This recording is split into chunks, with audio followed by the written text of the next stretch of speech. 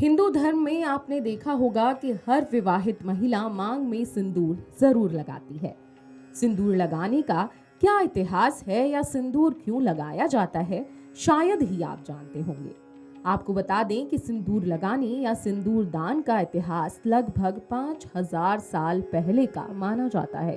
धार्मिक और पौराणिक कथाओं में भी इसका वर्णन मिलता है, जिसके अनुसार देवी माता पार्वती और माता सीता भी सिंदूर से मांग भरती थी।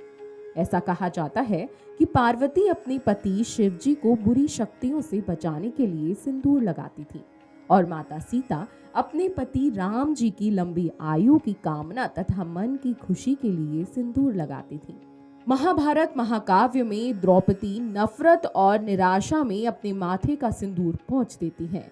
एक अन्य मान्यता है कि लक्ष्मी का पृथ्वी पर 5 स्थानों पर वास है। इसमें से एक स्थान सिर भी है। इसलिए विवाहित महिलाएं मांग में सिंदूर भरती हैं ताकि उनके घर में लक्ष्मी का वास हो और सुख समृद्धि आए। सिंदूर का चलन भले ही पौराणिक समय से रहा हो, लेकिन तब से आज के आधुनिक युग तक इसका सबसे बड़ा महत्व एक स्त्री के लिए उसके पति की लंबी उम्र की कामना और विवाहित होने के दर्जे से ही है। जब एक लड़की की मांग में सिंदूर भर जाता है तो उसकी एक अलग सामाजिक पहचान कायम हो जाती है।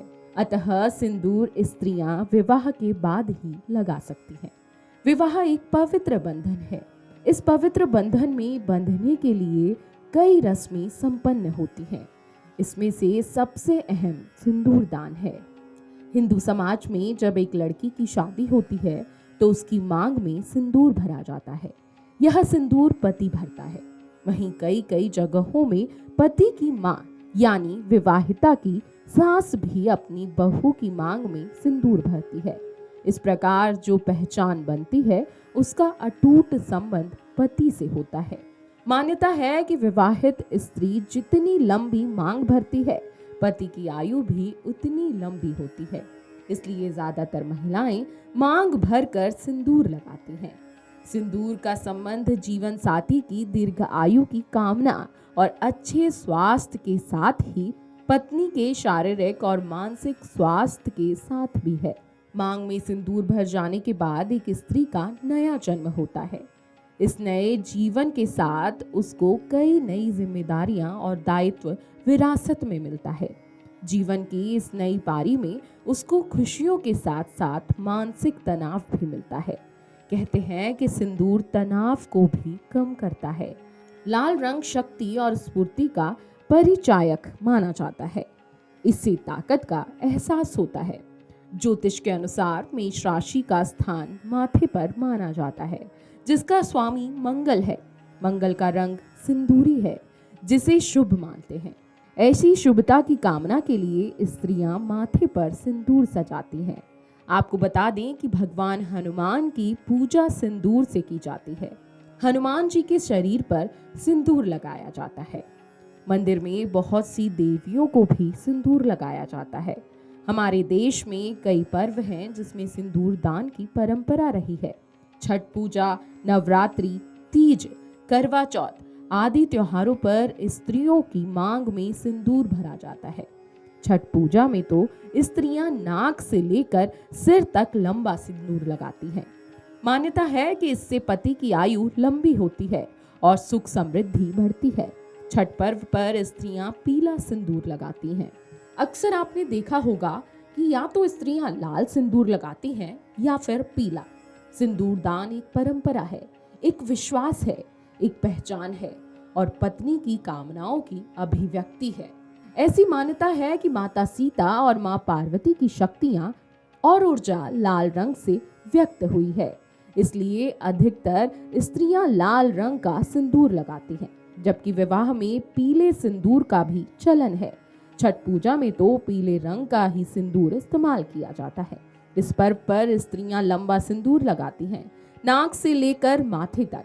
लंबा पीला सिंदूर लगाने के पीछे यही कामना होती है कि पति की उतनी ही लंबी उम्र हो और वह उतनी ही तरक्की करे।